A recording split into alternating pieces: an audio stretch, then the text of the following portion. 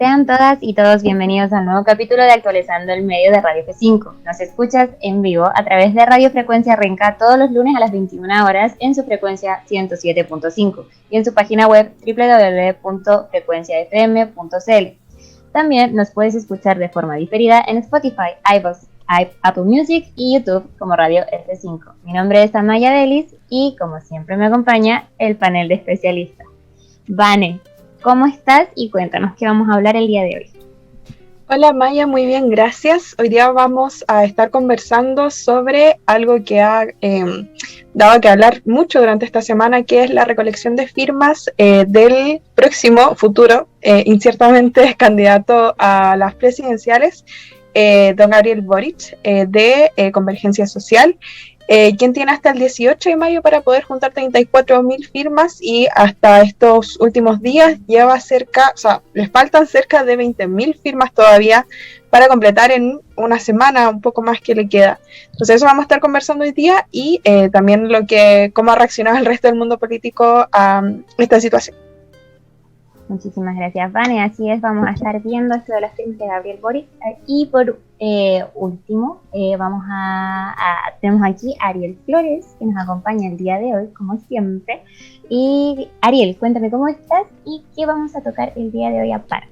Muy bien, Amaya, gracias por el pase y también agradecer a nuestra audiencia que nos está escuchando en este momento. Y el día de hoy también vamos a hablar sobre la proclamación de la candidatura presidencial de Hermógenes Pérez de Arce. El Movimiento Fuerza Nacional, el próximo 21 de mayo, en el primer Congreso Nacional Pinochetista, va a proclamar la candidatura de este personaje que ha causado polémica en los últimos meses.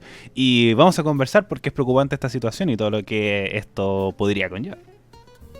Exacto, un tema muy interesante. Y por último tenemos algo de lo que no nos podíamos distender, que está ocurriendo en un país vecino, está ocurriendo en Colombia, y el país lleva ya más de 12 días paralizado por protestas que se han extendido a lo largo de todo el territorio y en diferentes grados e intensidades, así que vamos a estar tocando eso y va a ser nuestro primer tema. Así que a continuación nos quería preguntar, para contextualizar, qué está ocurriendo exactamente, a qué se deben estas movilizaciones y esta molestia. ¿Vale?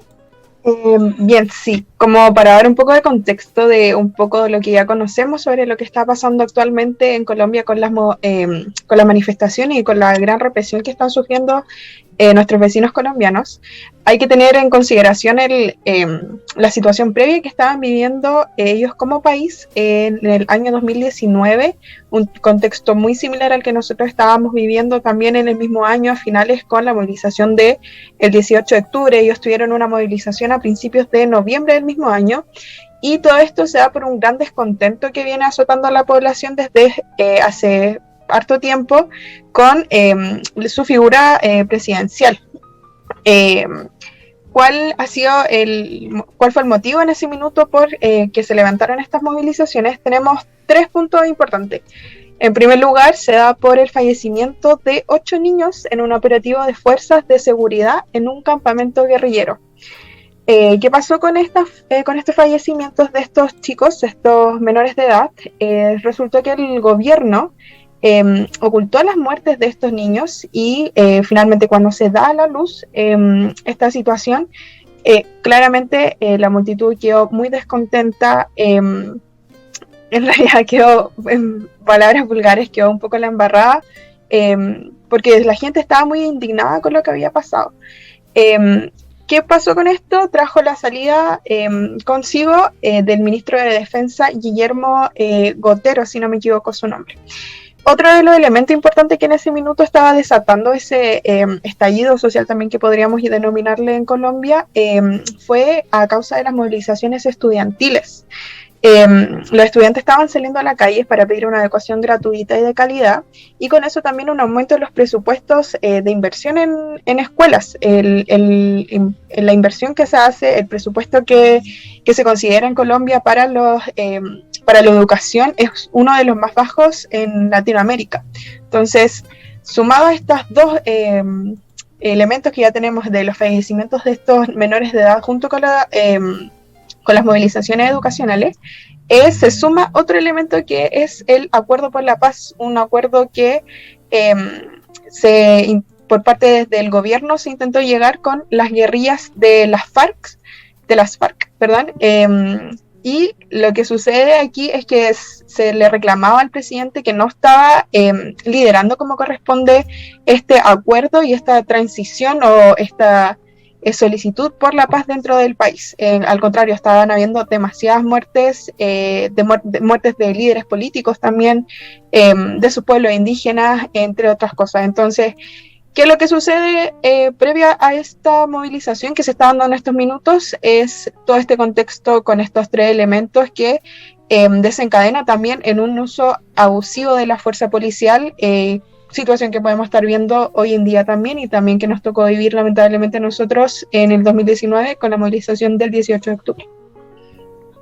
Muchas gracias, Vane, por esa contextualización tan redondita que nos diste, como para entender más bien de dónde se origina este conflicto. Y como bien tú comentas, mucha gente de hecho lo ha ligado a lo que ha ocurrido dentro de nuestro país el 2019. Y yo le quería preguntar a Ariel si considera que esto se puede asimilar de alguna forma o piensa que quizás, no sé, Colombia está viviendo algo mucho más fuerte, mucho más impactante. Cuéntanos, Ariel. Es que hay dos factores como que hacen la situación colombiana un poco más preocupante. Primero es la presidencia. Bueno, voy a partir con el otro porque creo que es mucho más general y complicado, que es el tema de las FARC. Colombia, como ustedes lo podrán ver de forma ficcionada en todas las series de narcos, Pablo Escobar, los carteles de Cali, eso es verdad. Ustedes lo pueden ver de forma ficcionada, quizás no sucedieron de la forma que salen en esta serie, pero las guerras contra el narcotráfico son reales y vienen arrastrándose mucho rato. Entonces ese es un conflicto que es muy complicado de tratar. Como realmente ese conflicto hace que la población se divida mucho. Respecto a que, por ejemplo, muchos narcotraficantes, que el ejemplo máximo es Pablo Escobar, son endiosados respecto a que ayudan mucho a la población de las poblaciones bajas, donde realmente toman realmente como salvadores a estos narcotraficantes, pero el Estado igual los ve como unos enemigos, y también muchos sectores también los ven como enemigos porque han perdido familia respecto a eso. Los mismos periodistas, realmente los periodistas sufren mucho respecto al tema al narcotráfico porque muestran esta información y después los periodistas no aparecen. El mismo caso está sucediendo en México. Entonces es un conflicto que es muy problemático. Después tenemos el tema de las FARC, que son guerrillas que suceden en los sectores selváticos de Colombia, que son este tema de los guerrilleros. Y eso es realmente una guerra. Es una guerra que sucede entre el Estado y estas guerrillas que buscan mostrarse respecto a temas políticos e ir mostrando un poco más. El tema de las FARC me cuesta mucho entenderlo, pero es un conflicto entre un grupo guerrillero y el Estado. Es decir, una guerra. Y entonces la población ha estado muy asustada respecto a esto, han ocurrido muertes, una guerra como tal. Entonces tenemos que hay dos guerras que se han denominado guerras: la guerra de guerrillas, la FARC, y la guerra contra el narcotráfico, que realmente ha llevado vidas de mucha gente, que ha hecho que las agendas del gobierno siempre vayan en estos dos temas. El tema de las FARC, tenemos que muchas veces es lo mismo, genera división entre la población, como cualquier conflicto, que por ejemplo llevó a que el año 2000, aquí tengo el dato, el 2010, entre el 2010 y el 2018, en la gobernación de José Manuel Santos, se buscara un acuerdo con la paz entre estos dos bandos, el Estado y las FARC, llegando a este acuerdo de paz, que incluso haya llevado a que algunos personajes FARC se postulen a cargos políticos, como un movimiento político más. Aquí también después va con el tema de los que están detenidos por asesinato y todo lo que conlleva respecto a los crímenes de guerra. Entonces tenemos que el contexto colombiano está en un contexto bélico mucho más complicado que el contexto chileno, que hace que la población esté mucho más dividida. Entonces, y además, el gatillante, que creo que es lo que deberíamos dar el paso a conversar ahora, es la reforma tributaria de José Manuel Santos. Esta reforma tributaria es primero, como tenemos que hay una guerra, hay realmente conflictos, y junto con el COVID-19 ha afectado realmente las finanzas del país. Y una forma de recolectar ganancias, recolectar ingresos, como plata fiscal, ahí está, es el término, recolectar, aumentar las arcas del fisco. Se hace esta reforma tributaria que cobraría impuestos desde, si es que lo trasladamos al contexto chileno, desde los 400.000 pesos hacia arriba. Entonces, si tenemos que el sueldo mínimo, por lo menos latinoamericano, es muy parecido, no debe andar mucho más arriba de los 300.000 pesos chilenos. Para que vayamos ahí haciendo un poco los símiles, si es que esa reforma tributaria ocurriera acá en Chile. Entonces sería mucho más problemático. Y a esto le sumamos que se le cobraría impuesto IVA, el impuesto al valor agregado, lo que nosotros tenemos 19% en todos los productos. Esto Colombia tiene impuesto, no es un impuesto único, sino tiene varios precios a productos de primera necesidad, como el pan, como el gas, como creo que las bencinas también están involucradas, haciendo que todo este conflicto se ponga un poco más como álgido. Entonces el gatillante creo que también es mucho más grande que el chileno. En Chile teníamos muchos problemas, pero el gatillante fueron los 30 pesos respecto al tema del metro, que sí, era un golpe súper grande al bolsillo, pero aquí es un golpe gigantesco.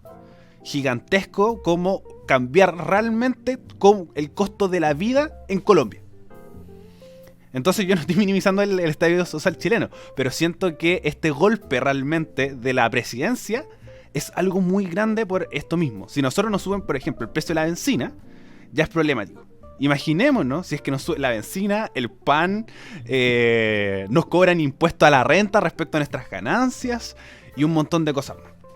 Entonces, todo esto provocó este gatillante junto con lo que íbamos conversando anteriormente respecto al tema de la educación, que también es muy cara, respecto al tema de este fallecimiento de los niños relacionado con el tema del narcotráfico y este tema de las FARC. Entonces, por lo menos el tema colombiano es mucho más preocupante. Y además, el gatillante fue en temas de pandemia. Entonces, si ya es complicada la vida en Colombia antes de la pandemia, imaginémonos ya después de un año de esta.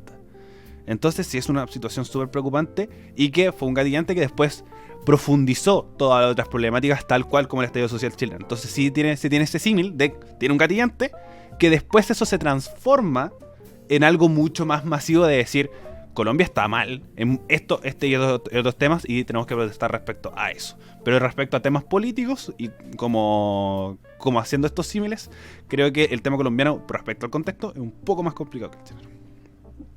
Claro, de hecho se cerraron 500.000 de negocios durante la pandemia y la pobreza en Colombia aumentó un 6.8 puntos hasta llegar a un 42.5%. Entonces igual es una gran cifra y se dice, los expertos dicen que supuso una década de retroceso de la población colombiana. Entonces, claro, pues en este escenario igual una reforma con este calibre es sumamente injusta, es sumamente poco humana. Y bueno, también en un lugar donde ya los productos escasean. Vane, ¿tú querías comentar algo?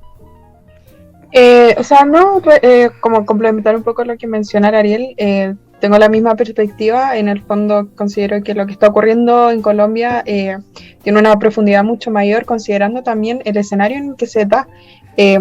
Como bien conversábamos en un principio, ellos tienen similar al estallido social que nosotros tuvimos en el 2019, con toda esta trayectoria que significa, con toda esta historia con la que ellos se vienen desenvolviendo, y además tienen esta crisis tan profunda justo en este contexto pandémico. Hay que recordar, Colombia es uno de los países más afectados actualmente por el coronavirus, más de 2.800.000 casos y más de 73.000 muertes se cifran más o menos a finales de abril. Las cifras de desempleo, como mencionaba la Maya, también son súper altas. Un estudio que ha realizado investigadores desde el mismo país indican que cerca de 2,3 millones de hogares solo pueden permitirse tener comidas 2 veces al día. Entonces la situación actualmente es mucho más profunda que lo que si nos referimos como a la comparación, qué es lo que nos tocó a nosotros vivir en ese minuto. Respecto a la movilización misma y el descontento que esto ha generado, una de las repercusiones que trajo estas movilizaciones en primera instancia fue que el presidente Iván Duque le pidió al Congreso dar un paso atrás y pidió el retirar este proyecto de reforma tributaria al Congreso. Y estas mismas movilizaciones llevaron a que el ministro del Interior, Alberto Carrasquilla, renunciara también. Sin embargo, la represión dentro del país por parte de las fuerzas policiales no ha seguido.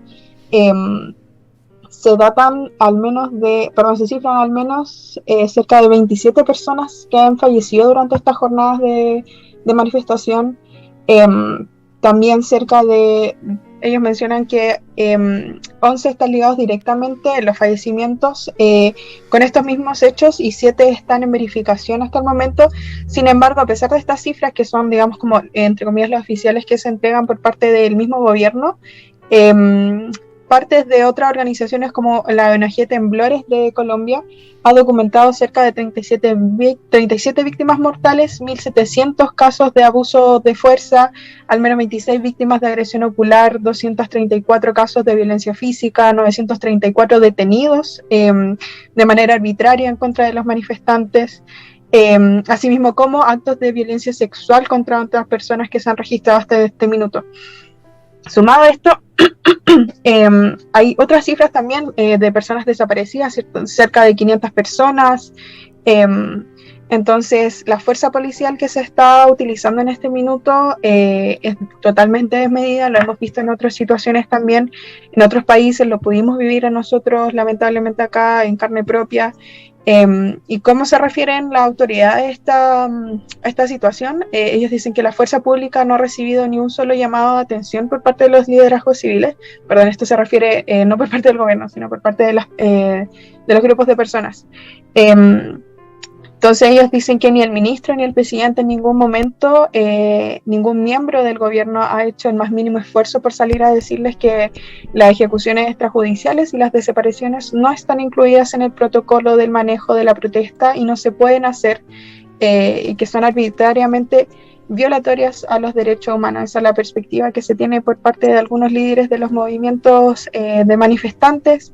Y bueno, nada más que agregar, en el fondo eso, la brutal fuerza policial que están ocupando hasta el día de hoy. Hoy día estamos en el día 13, si no me equivoco, de este alzamiento de las manifestaciones y que hasta el momento todavía sigue dándonos que hablar, lamentablemente. Muchas gracias, Vane, también por agregar esa información y bueno, para darle un poquito de continuidad al tema. Les iba a comentar que lo más probable, o sea, estuve leyendo por ahí que lo más probable es que, como no hay diálogo entre Duque y ¿cómo se llama esto? Los manifestantes, lo más probable es que Duque espere un desgaste en la población. O sea, onda hasta que se cansen de manifestar simplemente, porque al parecer no va a ceder. Y un diario económico llamado La República publicó que esta semana publicó esta semana que satisfacer las demandas del Comité del Paro costaría 4 veces la cantidad que pretendía recaudar Duque con su reforma fiscal. Chigues, ¿tienen algo más que agregar de información respecto a este tema? Sí, yo tengo dos aspectos que comentar. Primero, volviendo al tema de la situación colombiana, creo que es un ejemplo máximo para entender cómo se está sucediendo esto, el hecho migratorio. Nuestro país, la segunda colonia más grande, es la colonia colombiana después de Venezuela. Entonces, esta como ola migratoria que ha vivido Chile, la gran mayoría son personas colombianas. ¿Y por qué migran? Porque la situación actual de su país no les da para ir y buscan mejores oportunidades en Chile. Entonces, como si lo vemos en retrospectiva, la emigración colombiana viene hace hartos años atrás. Entonces es un ejemplo de cómo se está viviendo la situación colombiana para que tengan que venir a Chile. Y el otro aspecto, respecto al tema de la autoridad, respecto al tema de la seguridad, respecto a al tema de las manifestaciones. Primero, nombramos una situación del tema narcotráfico, que ha vivido un conflicto súper grande, y hacen esta misma comparativa que se hace en Chile. Porque las fuerzas de autoridad no hacen lo mismo contra los narcotraficantes. Entonces, como se genera primero ese descontento de la población respecto al tema de la fuerza policial. Y segundo, el respecto de, por lo menos en comparación a Chile, igual tuvimos una oposición política que siempre se mostró recia a esta situación, que llevó, por ejemplo, al acuerdo del 25 de noviembre, estando ahora a puertas de escoger a constituyentes, para poder llegar a un poco a cambiar las cosas en un acuerdo político. En Colombia esto se ve muy lejos de realizar. Incluso presidentes anteriores, el presidente Álvaro Uribe, en sus redes sociales solicitó al presidente que sacara a las fuerzas militares a la calle. Un expresidente. Que lo encuentro... A mí me sorprende mucho esta situación. Y segundo, el presidente Iván Duque, ya que las arcas colombianas estaban tan desfavorecidas, ofreció recompensas de 10 millones para quienes entreguen información sobre vándalos. Vándalos se refiere a las personas que estaban realizando como estos destrozos respecto a las manifestaciones. Entonces, lo mismo que está sucediendo acá en Chile, lo mismo, vandalizar el movimiento social. Piñera un poco lo escondía un poco, como no los trataba de vándalos, porque si ahí realmente es vandalizar el movimiento social. Y ofrecer dinero por información sobre los vándalos, creo que ya es mucho. Es realmente mucho, y es una desconexión aún más total de lo que ya era su reforma tributaria, y ahora con respecto a la manifestación es mucho más alejado. Lo que nuevamente... como primero ya están violando derechos humanos, partiendo por esa situación. Y segundo, también depende de la normativa colombiana. Porque efectivamente tú estás destruyendo inmobiliario público. Como eso es una realidad, es un dato. Entonces sí se puede considerar como vándalos. Pero eso desde como no es ilegal solicitarlo, por el hecho que estás tomando recompensas desde la normativa colombiana. Pero el hecho particular acá es que es en contexto de movilización social. Como obviamente ahí se puede dar la discusión sobre si es la forma, no es la forma, si es que las soluciones nunca se llegaron conversando, cosas por el estilo, que en Chile también se logró esta discusión. Pero el hecho es que realmente está dando dinero cuando el dinero no te sobra, realmente. Porque como también muy símil el hecho de que de esa forma comenzó todo. Que no hay dinero en las arcas fiscales colombianas para que alguien vaya ofreciendo recompensas. Y además de 10 millones de pesos colombianos. Entonces, y también es el mostrarte que no estás escuchando de que por qué se está manifestando.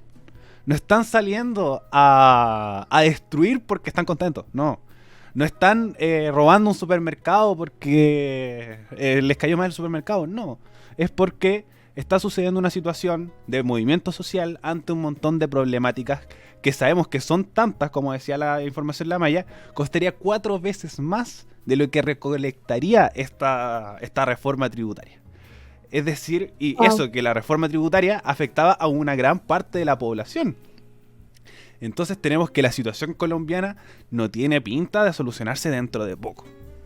Porque primero el Estado no está colocando de su parte. Como en eso, darle un poco el punto a la política chilena, que por lo menos en este programa igual hemos defendido un poco el acuerdo por la paz, porque primero sin él no se cambia la constitución.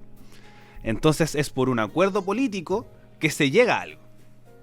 Bueno, por lo menos yo. Voy a dar por lo menos yo defiendo el acuerdo por la paz por el hecho que sin la clase política no se llega a nada. Ejemplo máximo, Colombia. La gente se manifiesta, pero la clase política no está escuchando. No están llegando a acuerdos. No se buscan soluciones de ambas partes. Entonces, es verdad, la clase política se muestra tiene que participar. Y por algo la próxima semana votamos por constituyente. Bueno, este fin de semana votamos por constituyente. Entonces, como por lo menos yo siento que si se da un poco el brazo a torcer, y al mismo tiempo mostrar igual apoyo internacional. Lo conversamos la semana pasada respecto a la acusación de Sebastián Piñera con crímenes de lesa humanidad. Entonces, como por lo menos en Chile tenemos una oposición que uno diría, siempre hay que ver también cómo está el pasto al lado. Como ya no han hecho bien las cosas, pero tenemos casos que realmente no se ven para solución por ningún lado. Realmente por ninguna parte. Así que, pero eso es principalmente respecto al tema colombiano. Pues yo quería comentar una cosita, no sé si, o sea, no da mucho para conversar, pero como que me llamaba la atención. Yo soy una persona que utiliza demasiado redes sociales, acá TikTok, ocupo demasiado TikTok y me he dado mucha cuenta que el apoyo que ha generado esta situación a nivel internacional es súper grande. Mucho contenido, como independiente del lado político, que, bueno, en realidad, muy en pro de apoyo a Colombia, como apoyo a nuestros hermanos latinoamericanos, evidenciar un poco lo que se está viviendo y también los pedidos de ayuda. A mí me han llamado mucho la atención y por eso lo traigo aquí a la mesa, porque los comentarios que se suelen desplegar en los videos de TikTok, etcétera, salen muchos mensajes como solicitando ayuda, así como ayuda, nos están matando. Entonces el mensaje es súper fuerte, como este llamado a fraternizar un poco también con nuestros compañeros, en el fondo con nuestros hermanos latinoamericanos. Y también quería tocar brevemente otra situación que la verdad no recuerdo el nombre del cantante, pero que fue como muy mediático, en donde él criminalizó justamente Maluma. Muchas gracias. Maluma criminalizó en cierto modo la protesta. Entonces eso me llamaba la atención, como un poco cuál es la mirada que de los mismos habitantes de Colombia están teniendo, en el fondo, un poco desde, no sé si llamarlo como la clase alta también, aparte de estos artistas como Maluma, en donde ellos ven y toman deciden tomar esta postura en donde finalmente la manifestación es sinónimo de crimen, no de vandalismo, perdón. Y también como este grito de ayuda que ellos están pidiendo hacia los demás países que conformamos Latinoamérica. Eso quería mencionar. Bueno, lo de Maluma es más como esto no es la forma. Fue muy así su mensaje. Como esta no es la forma. Y creo que como lo mismo, las redes sociales es tal cual como sucedió en Chile. No, ahí sí que no hay hay como una comparativa similar. También salieron muchos personajes chilenos a decir como Fuerza Chile, etcétera, etcétera, pero no es la forma, bla, bla, bla, bla, bla. Entonces como realmente, como dice la Vane, las redes sociales son ya parte un poco del movimiento social. Como las redes sociales, y ha sido un análisis ya un poco sociológico, antropológico respecto a cuál es el rol de las redes sociales en los movimientos sociales, no solo en Chile, no solo en Latinoamérica, sino por ejemplo en España. Se habló de un movimiento, yo creo que leer a Manuel Castells, Pon Ramos, no lo que sucedió en España, lo que sucedió en Finlandia, como las redes sociales ya son parte del movimiento social para organizarse. Ya no es como antes, por ejemplo, que eran los partidos políticos los que llamaban a la movilización, ya tenían mucho más fuerza y un poco hacen que salga desde ahí la organización, desde los sindicatos, desde los movimientos sociales, a diferencia de las redes sociales que son autoconvocantes. Entonces, como también el factor redes social, siempre analícenlo cuando ustedes van a ver un movimiento social respecto a qué está sucediendo. Como ahora, como dice la Vane, con formas como TikTok, que en un minuto te explica todo el movimiento colombiano, o también de forma de masificación, que en Chile nosotros estamos conversando de esta situación y mucha gente vi compartiendo como diferentes posts respecto a qué estaba sucediendo en Colombia, respecto principalmente a las violaciones de los derechos humanos, y ahora venimos a complementarle también respecto al contexto político que está sucediendo acá y que no solamente como por qué se está movilizando. Efectivamente, sí, de hecho como yo también utilizo harto la plataforma de TikTok y he visto varios videos así como, por ejemplo, usando esta típica canción que está muy de moda, se llama Fiel, esa que dice tú estás fuera sin mirar. No la quería cantar, pero bueno. Y como que me han aparecido varios TikToks en los que aparecen personas que no están bailando y que solamente salen con cartelitos así como diciendo, esto no es un baile para TikTok, es solamente para hacerte saber que acá en Colombia nos están matando. Y así sucesivamente me han aparecido varios. Así que creo que el poder de las redes sociales, bueno, como siempre se va masificando cada vez más. Y respecto, claro, a los dichos de Maluma, creo que el Ariel lo dijo, ya lo dejó como bien ahí puesto. Yo, la verdad, no tengo más que opinar al respecto. Y bueno, no sé si quieren agregar algo más respecto a este tema, sino para pasar al siguiente. Nada más, Karen. Ok, bueno. Pasando entonces al siguiente tema que nos convoca el día de hoy, vamos a hablar respecto a a la junta de firmas de Boric. Y es que el diputado tiene hasta el 18 de mayo para juntar 34.000 inscripciones requeridas por el CERVEL. Y le faltan cerca de 20.000 firmas para oficializar su candidatura presidencial. Boric se candidateó el 18 de marzo, presentó su candidatura. Y estaba esperando, hace unas semanas, estaba esperando ya el respaldo de comunes para poder adquirir sus firmas. Y bueno, chicas, me podrían complementar con información respecto a esto. ¿Qué importancia tiene que Gabriel Boric esté ahí juntando sus firmas? ¿Qué significa la representatividad dentro de las postulaciones? Ahí me toca. Ariel, voy a partir contigo. Efectivamente. Bueno, primero, ¿qué tiene que hacer uno para ser presidente? Como no cualquiera puede llegar y decir, bueno, después lo vamos a conversar, que parece que sí, pero tiene que representar por lo menos un grupo de personas para llegar a la papeleta presidencial. Entonces tenemos que los métodos en Chile, y tal cual como los constituyentes, lo conversamos hace unos meses atrás respecto a las candidaturas, requieren una representatividad de lo que se están postulando. Los constituyentes, por ejemplo, tienen que ser la gente que vive en su distrito, los alcaldes de la gente que vive en su comuna y los presidentes de todo Chile.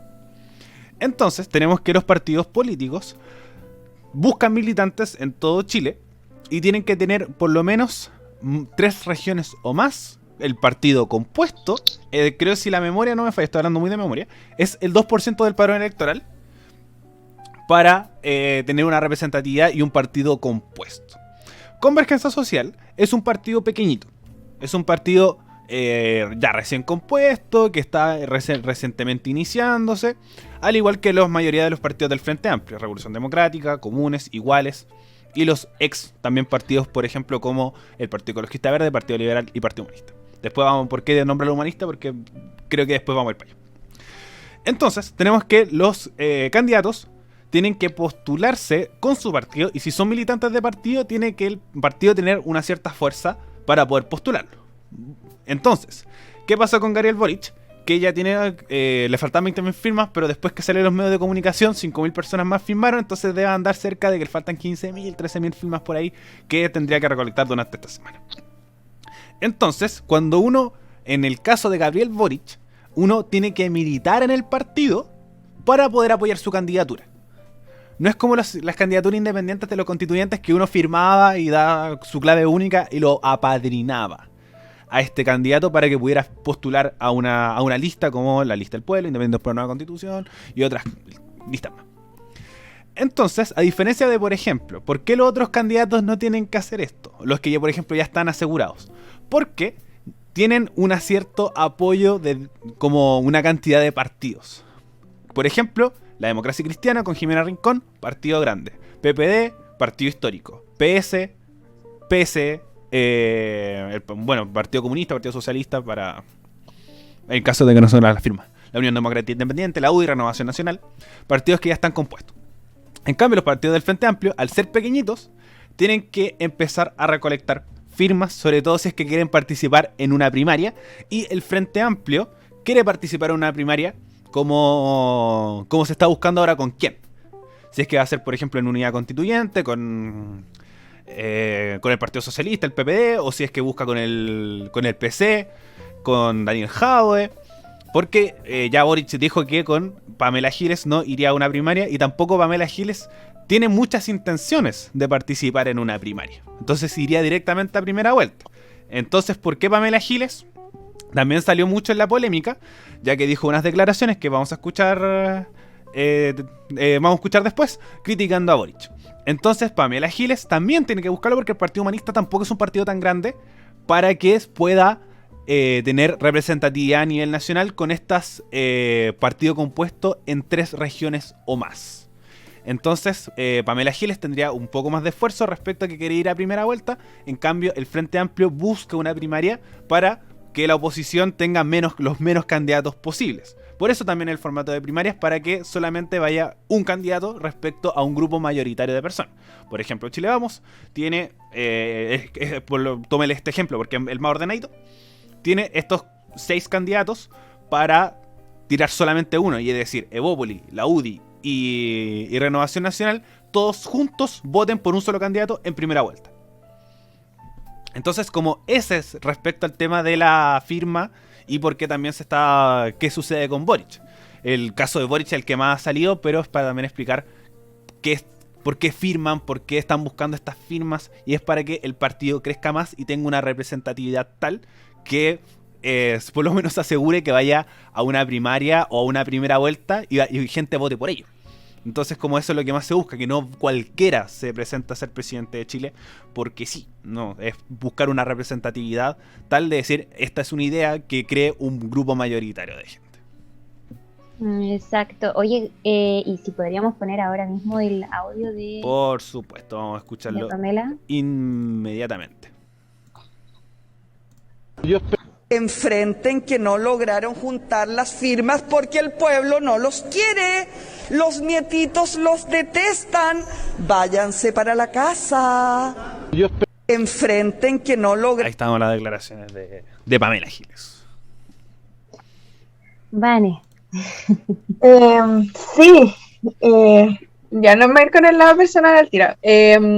Bueno, ustedes escucharon ya las declaraciones de Pamela Giles hace un par de días respecto a la cantidad de firmas que todavía le hacen falta a Gabriel Boric para poder finalmente oficializarse como candidato a las presidencias, a las elecciones presidenciales de este año.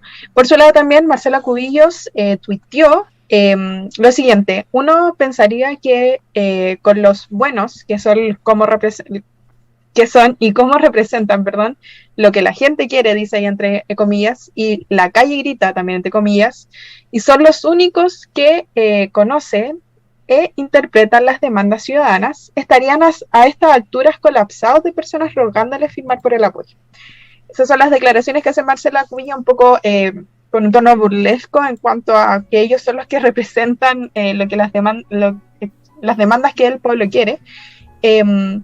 Y respecto a esto, es bastante gracioso. Hay varios temas que tocar en relación a esta posible candidatura de Boric, por distintas razones. En primer lugar, tenemos que se evidencia completamente, al menos desde mi perspectiva, un poco la falta de cohesión política nuevamente dentro del Frente Amplio.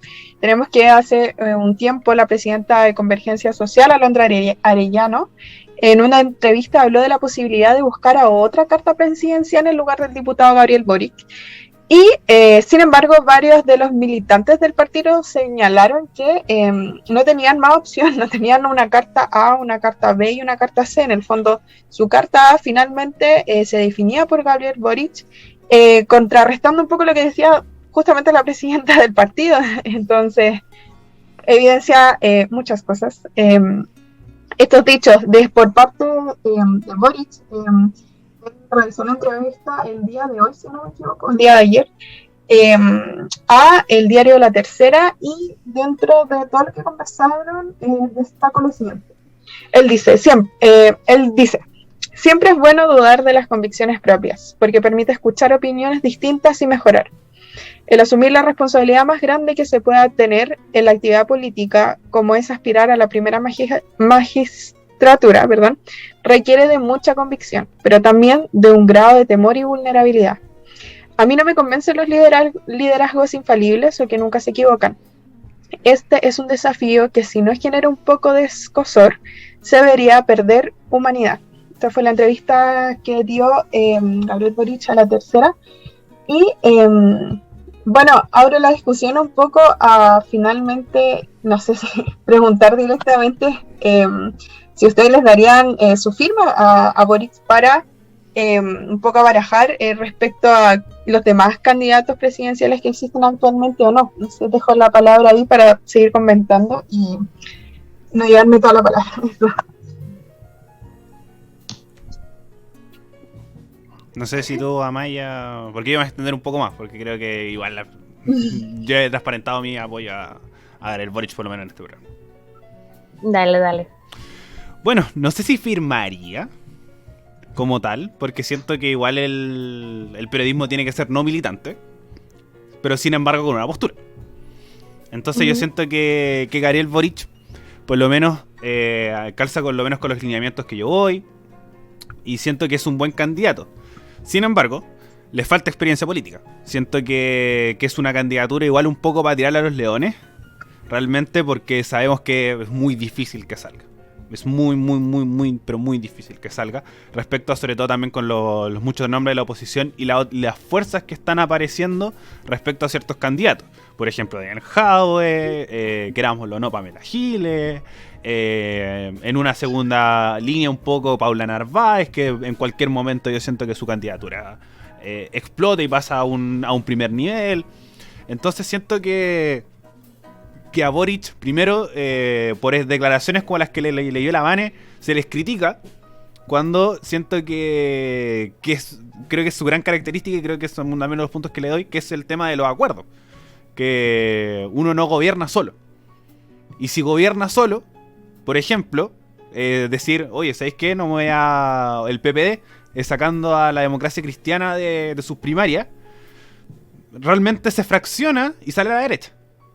Entonces como que siento que esas cosas, esos acuerdos, hacen que un poco se forme un poco la situación en Chile, y creo que Boric lo cumple también desde los lineamientos de mantener cierta estructura, de cercano a la izquierda, y además hemos visto rostro nuevo, participante del movimiento estudiantil. Siento que sí tiene sus puntos, obviamente también contras, como por ejemplo votar contra la ley antibarricada, que siento que es, creo que una de sus grandes contras y sus otras grandes situaciones, o por ejemplo funcionar solo, como esto de firmar el acuerdo sin ser el presidente de un partido, pero igual darle también nuevamente el punto de decir que sin él, que esto está comprobado, la convención era mixta.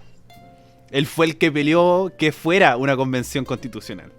Entonces siento que es un personaje que le falta mucho, por supuesto, pero que podría ser una buena candidatura en 2 elecciones más, pero el Frente Amplio necesitaba un nombre. Y eso creo que es lo que le falta al Frente Amplio, que es generar más nombres. Sin Beatriz Sánchez se cayó. Y fue como, necesitamos a alguien. Boric. Como realmente lo tiraron a los leones porque era el que podía tener un poco más de fuerza, porque el otro era el senador Latorre, que es el único senador del Frente Amplio que es militante de Revolución Democrática. Y si no tienen candidatos. Y como conglomerado necesitan postular a alguien. Entonces siento que... Jackson no tiene la edad. Y Jackson no tiene la edad, exacto. Entonces Jackson no tiene la edad suficiente para postularse a la presidencia. Y eso es lo que le falta al Frente Amplio. Buscar más nombres, potenciar otro y no seguir fragmentándose. Por ejemplo, Convergencia Social ha sido súper ingrato también con Gabriel Boric. Primero, la presidenta se le anda a decir, oye, podemos buscar a alguien más. Y también cuando firmó el acuerdo, fue llevado a Tribunal Supremo del partido para poder como poner en duda su militancia. Entonces como son cosas que hacen que esta candidatura se frene, y siento que es como la candidatura relativamente nueva respecto a la oposición, porque los otros son rostros de partidos tradicionales, y todavía yo no escucho por lo menos una persona que se esté postulando a la presidencia de estas fuerzas nuevas que están saliendo como independientes. Entonces, como para mí las fichas irían a Boric, pero siento que el espectro está tan extraño que no me sorprendería, por ejemplo, que Giles siga subiendo la encuesta. Yo en mi caso, en lo personal, quizás sí le daría la firma como para darle una oportunidad, en el sentido para ver un rostro quizás nuevo, entre comillas, pero eso no implica que le dé mi voto presidencial, como vería cómo se mueve. Eso sería quizás mi mi carta, no sé. Y respecto a un tema que justamente tocó el Ariel, que me parece curioso, es que no sé si les pasa, pero me da mucho la sensación de que los partidos de izquierda tienden a ser demasiado desordenados y como a diferencia de los de la derecha, que se hacen como un pacto, por ejemplo, y tiran a una carta, ¿ya? Y son súper lógicos y estratégicos para hacer las cosas. Pero en cambio, por ejemplo, con lo mismo que pasó con el PPD y el PS, que trataron de concordar una carta entre ambos para llevar un candidato, y al final no llegaron a ningún acuerdo, y han estado así variando entre sí, que no, entre que dejamos a la democracia cristiana, entre que la agregamos. Entonces realmente siento que es como que falta como esa quizás organización y un poco la mente fría. A veces me pasa que pienso que la izquierda tiene la cabeza muy caliente, hace las cosas con la cabeza muy caliente y quizás como no funciona por ese lado. Le quería preguntar a la Vane, hacerle esto con la carta del juego 1 cuando se devuelve, hacerle su misma pregunta. Vale. Sí, o sea, es que tengo muchas cosas a decir y me disculpo de antemano si es que lo que digo es un vómito de palabras y nada, como bien formulado, porque tengo demasiados pensamientos entre medio.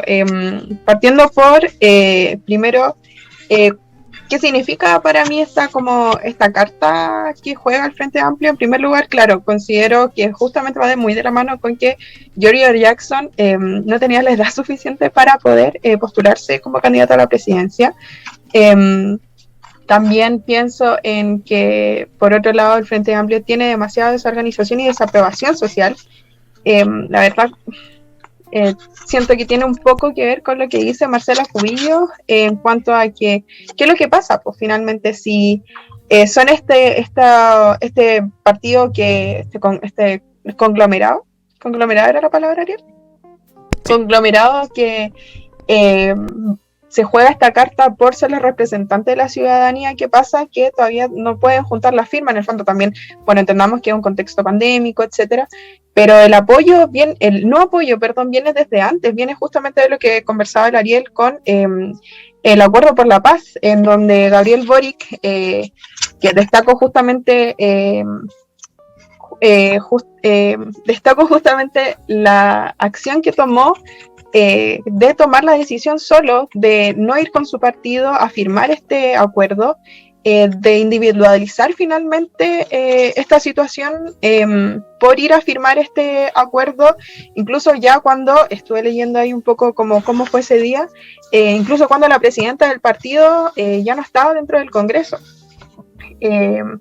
Entonces pienso en eso también, pienso como en las reiteradas daba vueltas de chaqueta que ha hecho el Frente Amplio con distintas acciones. Bien mencionaba el Ariel, bueno, para mí parte con ¿cómo se llama? El Acuerdo por la Paz, por la firma del Acuerdo por la Paz, porque para mí significó como un freno netamente, un estanque a lo que venía siendo la lucha social que se dio como de manera orgánica, esa era la palabra que buscaba.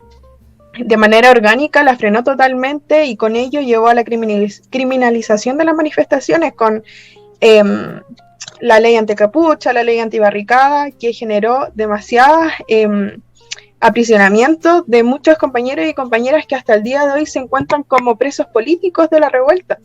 Entonces, sumado a eso y sumado también a que tampoco hubo una disculpa, me dediqué a buscar algún tipo de disculpa por parte de Boric por haber firmado el Acuerdo por la Paz y no muestra arrepentimiento alguno. Por el Acuerdo por la Paz, sí, no, pero sí por pero sí hay un arrepentimiento por parte de Jackson, principalmente por la firma de la ley antibarricada, si no me equivoco. Sí, de Jackson y Boric. O anticapucha. No, sí, es de los dos.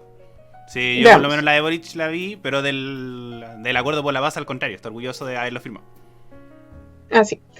Entonces, por mí, parte de esa crítica por el Acuerdo por la Paz sí le sigue esta firma continua a estos dos tipos de leyes que criminalizaron finalmente el movimiento.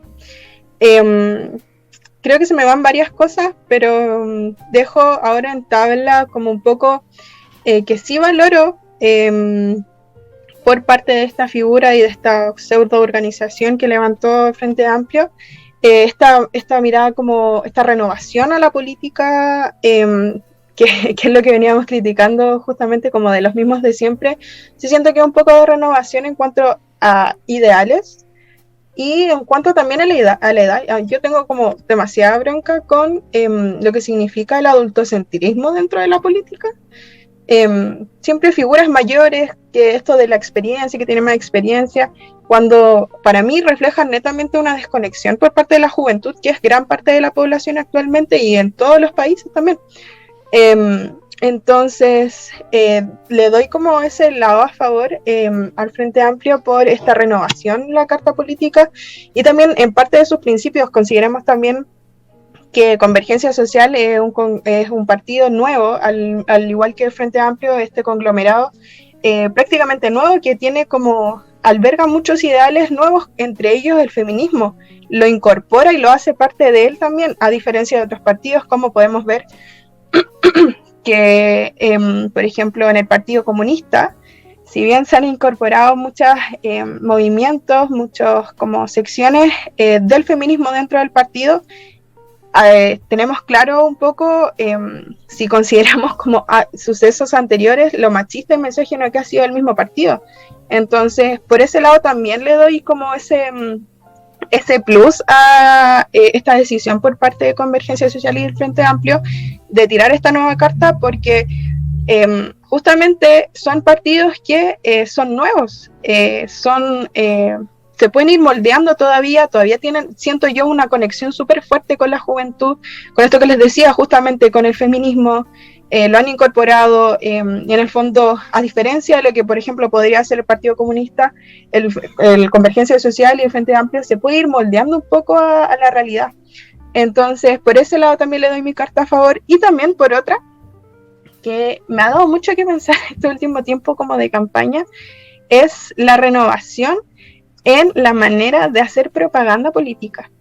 No sé si les pasa que ven todavía estos panfletos y estos, ¿cómo se llama? Que son como grandes, que los ponen en las calles. Palomas. Y estas palomas horribles, yo las encuentro tan feas aparte. Y reflejan una política tan vieja, como tan de, no sé, o al menos a mí me da esa sensación.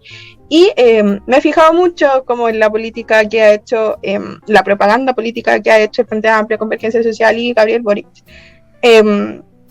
con una propuesta súper renovada en cuanto a cómo hacer campaña, tener estas entrevistas por lives, comunicarse directamente con, no sé si influencer es la palabra, pero con personas, con líderes de opinión pública también. Yo sigo a una chica que se llama Cotineja, que es una estudiante de Derecho, que justamente por parte del Frente Amplio decidieron tomar esa carta como para vincular un poco y tener esta llegada a la juventud también, independiente si sean como adherentes o no a Boric. Por mí es algo que valoro, como intentar hacer esta cercanía. También ellos son muchos de utilizar una plataforma, Twitch, creo que se llama. Sí. Entonces reflejan mucho como esta renovación de las prácticas políticas, como un poco la ideología política, y también de la manera en que están haciendo propaganda, porque ya aquí estamos hablando pleno 2021 y todavía pasando panfletos y botando papel, lo que significa la contaminación. Entonces, y justamente en pleno periodo pandémico todavía. Entonces, no sé, para mí le doy como esos favores y contras. No sabría todavía si darle esta oportunidad, como dice la Maya, de poder presentarse y darle mi firma a Boric para que sea una carta también dentro de dar la pelea un poco a la derecha, pero claramente no tiene mi voto. Así que eso, perdón, me extendí mucho. Pero súper bien en realidad, súper completo. Muchas gracias, Vane, por comentarlo. Y Ariel, ¿tú querías comentar algo más? Sí, pero pasamos al siguiente tema, porque por el tiempo. Sí, nos queda poquito tiempo, unos minutitos, y bueno, el tema que sigue en realidad es como más cortito, así que vamos a estar bien. Sí, está bien. Y se trata de la candidatura de Hermógenes Pérez de Arce, que esta semana apareció este nuevo nombre en la lista de posibles presidentes de Chile. Y bueno, ¿quién es Hermógenes Pérez de Arce? Es un abogado, periodista y exdiputado del Partido de Fuerza Nacional. Su candidatura será oficializada supuestamente el 21 de mayo de conseguir las firmas necesarias y será durante el primer Congreso Nacional Pinochetista. Y bueno, empezando ya con un poco el tema, a mí me chocó bastante por el hecho de la representatividad que comentaba antes, bueno, comentábamos aquí con los chiques, no sé, como que al tiro pensé así como, ¿hay alguien que apoya esto? Como el 0.2% básico que apoya esto. Bueno, no sé ustedes qué piensan. Dale. Yo siento que por lo mismo que conversamos con el tema de Boric, es verdad, uno no gobierna solo, la derecha existe en partidos como la Unión Democrática Independiente, Renovación Nacional, Evópoli, Partido Regionalista Independiente, que se muestran como incluso el Partido Republicano, como ahí está en el límite, está muy en el limbo de las dos cosas, de que tiene que llegarse a acuerdos con ellos porque piensan, es verdad, piensan de una forma distinta respecto al tema de sobre decir el poder del Estado, respecto a que la responsabilidad del Estado, el tema del tema económico, y incluso ahora sí han renovado un poco respecto al tema moral, que era lo más criticable, yo siento, según yo, respecto a la derecha de como Chile Vamos. Pero este ya es un salto un poco más al extremo, que llega al punto del odio. Siento que una candidatura defendiendo a un dictador es algo que no se debería permitir en Chile, de cualquier tipo. Si, por ejemplo, incluso Eduardo Artés llega a cierto punto defendiendo un poco a Norcorea, que llega un poco a este extremo de decir que se tienen que eliminar ciertas cosas, como llegar a estos extremos de, por ejemplo, Pérez de Arce, de negar las violaciones a los derechos humanos que ocurrieron en dictadura. Entonces siento que esto no debería permitirse.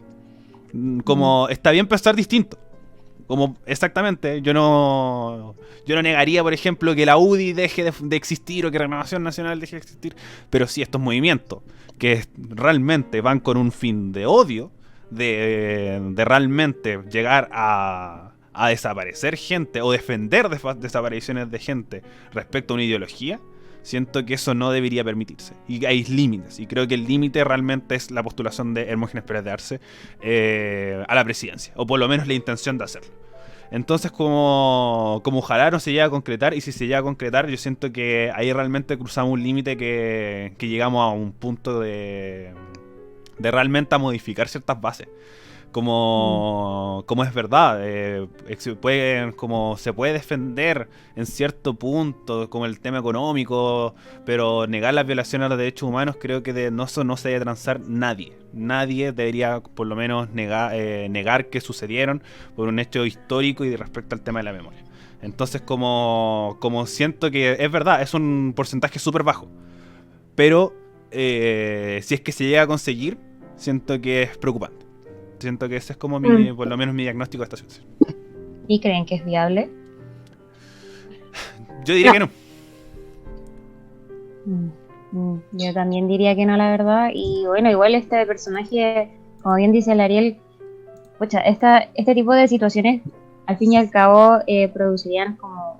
Es un tipo de violencia, creo yo. Y también es una forma de anular lo que pasó.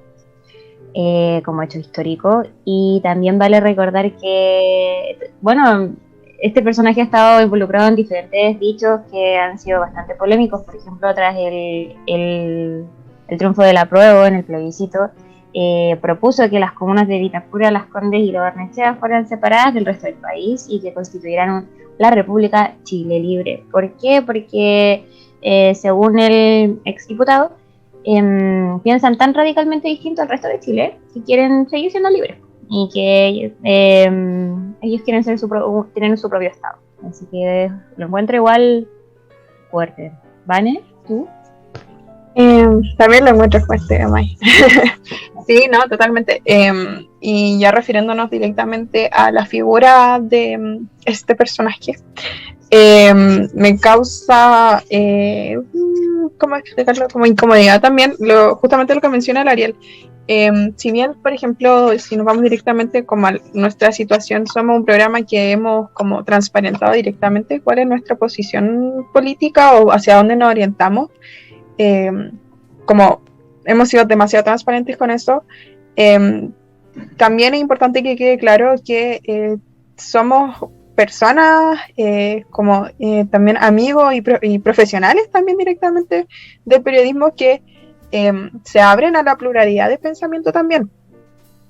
No es que solo porque nosotros seamos adherentes al pensamiento más de izquierda, o sea, de izquierda, no más de izquierda, quiere decir que nosotros no queramos, o sea, que desvaloricemos el pensamiento de derecha, que creamos que deben morir, etcétera, como ningún sentimiento como directamente de odio hacia diferentes pensamientos políticos, pero sin embargo me parece muy preocupante que todavía acá en Chile se acepte este tipo de conductas como la de parte de este caballero, en donde él niega rotundamente y abiertamente las violaciones a los derechos humanos y tiene este tono burlesco además.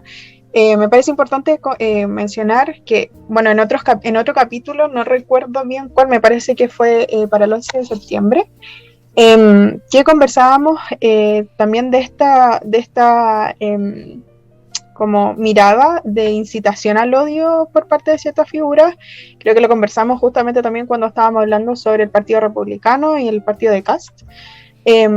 Bueno, me parece preocupante también, como les decía, que en Chile todavía no existe una ley que directamente rechace este tipo de incitaciones, manifestaciones de incitación al odio racial, o sea, más que racial, sobre situaciones que hacen referencia como a apologías, como a exaltaciones al odio directamente relacionadas con lo que fueron las dictaduras.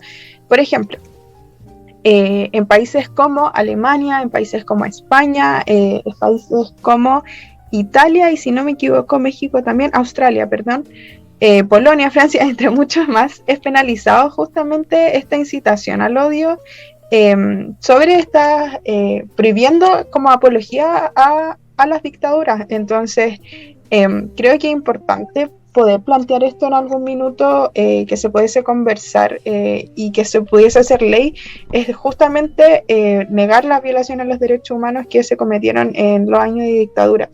Entonces, eso quería agregar por mi parte, que me parece muy relevante que se pudiese empezar a conversar desde hace tiempo, en verdad. No deberíamos empezar ahora, pero eso. Para complementar un poco lo de la ANE, que es respecto a que sí, hubo una ley respecto al negacionismo. Fue aprobada por el Congreso Nacional, pero declarada anticonstitucional. Realmente nada más que agregar. Siento que es un fiel reflejo de la Constitución actual.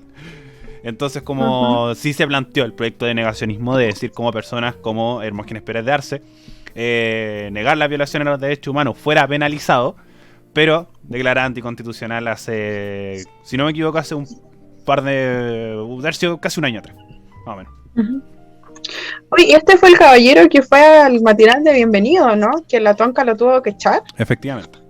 Como ahí tuvo un segundo aire de popularidad, por así decirlo, dentro de su conglomerado, también desde el punto de vista mediático, que fue expulsado por también negar la violación a los derechos humanos en televisión. Y fue como en un contexto un poco después del estallido social. Sí, igual considero importante destacar un poco lo que conversábamos con los chicos previo a empezar a grabar el programa sobre esta decisión por parte de Canal 13 de llevar esta figura pública, conociendo, sabiendo cuál es su, más allá de su postura política, conociendo cuál es su reacción frente y su posición frente a estos sucesos de lesa humanidad. En el fondo, ¿qué esperaba hacer el 13 con esta figura? Ariel, no me quiero robar tu idea ni tu exposición, dale nomás con lo que nos comentaba y previo a la grabación del programa. Sí, bueno, esto es como, no es un hecho, sino es meramente una opinión, que es que cuando se llevó a Pérez de Arce estaba en un momento súper álgido respecto al tema de la telemiente, que estaba ocultando, por así decirlo, el tema de la violencia policial y un montón de cosas, sobre todo en los matinales. Que realmente era lo que más la población veía, las noticias se mostraban un poco más, pero los matinales hacían muy vista gorda respecto a esta situación. Entonces, después del estallido social, empezó a marcar pauta y empezó como a exigirse un poco que se tocaran estos temas en todos los aspectos del mundo televisivo, llegando al punto de que en el área de entretenimiento, como los matinales, se mostrara esto. El matinal del Canal 13 estaba siendo muy criticado respecto a muchas opiniones respecto a todos sus presentadores. Martín Cárcamo, Tonka Tomisic siendo las principales caras, y que incluso actualmente se hizo un giro colocando a Amaro Gómez Pablos, que era un periodista de noticiero en el matinal.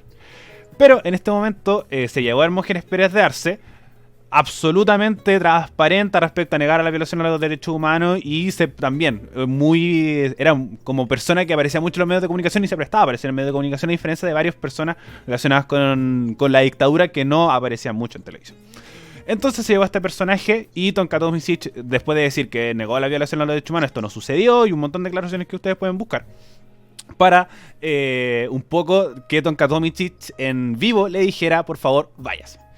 Y esto es full una limpieza de imagen. Realmente como una persona que es transparentemente, como ahora armó un congreso pinochetista, obviamente iba a hablar sobre esa situación. Era algo que se podría prever. No era algo como una salida de tarro de alguien de derecha o de Renovación Nacional o de la UDI. No, era alguien transparentemente pinochetista. Entonces, como todo estaba armado para que Tonka Tomisic lo sacara, y además lo mezclaron con Marco Enrique Dominami o con Carlos Dominami, que fueron personas que estuvieron muy involucradas respecto al tema de dictadura, incluso fueron hasta torturados, fueron detenidos en esta situación. Entonces, estaba claramente para poder sacarle en vivo y después limpiar la imagen de Tonka Tomisic. Y después salió Canal 13, como vio la repercusión, de un poco pedir disculpas. También a decir como, señor Pérez de Arce, lo siento por haberlo sacado, cuando creo que primero no debiste haber pedido disculpas y segundo no debiste haber invitado nunca. Por lo mismo, porque si tú como medio de comunicación llevas a esta persona, estás, como es verdad, hay que mostrar las opiniones como las dos posiciones, pero lo mismo. Usa a Renovación Nacional, la UDI y Evópoli, y después anda al PS y el Frente Amplio o el Partido Humanista. Entonces, como el Independiente. Busca es verdad, está bien mostrar la pluralidad de ideas, pero no ese nivel. Creo que ahí caemos un poco lo mismo, del espectáculo dentro de un poco la política y sobre todo con situaciones como la violación de los derechos humanos. Creo que en esa instancia como hay que saber bien discernir entre lo que es como ya querer sacar tu canal adelante y subir la popularidad, y otra cosa es faltar el respeto. Creo que eso fue una barbaridad, sinceramente. Y también me pasa un poco como con el comentario que decía la Vane, que siento que no se castiga mucho este tipo de situaciones, porque tampoco hay como un gran reconocimiento. Si bien hay un reconocimiento de lo que ocurrió durante el 73 en adelante, sí hay como, por así decirlo, un encubrimiento, como que siento que nunca se aceptó así del todo, como reconocer realmente que sí fue una barbaridad. Pero bueno, eso ya tenemos que cerrar el programa porque se nos ha alargado un poquito. Y bueno, darle las gracias a todas las personas que me están escuchando, que nos estuvieron escuchando a lo largo del programa. Este fue otro programa de Actualizando el Medio de Radio F5. Estuvimos en vivo a través de Radio Frecuencia Renca 107.5 y también en su página web www.frecuenciafm.cl. Y bueno, nos pueden escuchar, como ya contamos en el principio del programa, de manera diferida en Spotify, en iVoox y en Apple Music, y también nos pueden encontrar en Facebook como Radio F5, como también en Instagram. Y por último, quería promocionar la página web que tenemos, que la vayan a visitar porque está muy bonita. Hay una sección de deporte que hay ahí gente trabajando que sacan un contenido increíble, así que para que vayan a revisarlo, chequearlo. Y bueno, nuevamente muchísimas gracias por habernos escuchado llegar hasta el final de este programa. Muchas gracias, Vanessa, muchas gracias, Ariel, por toda la información que entregaron el día de hoy. Lo dieron todo, así que hasta luego.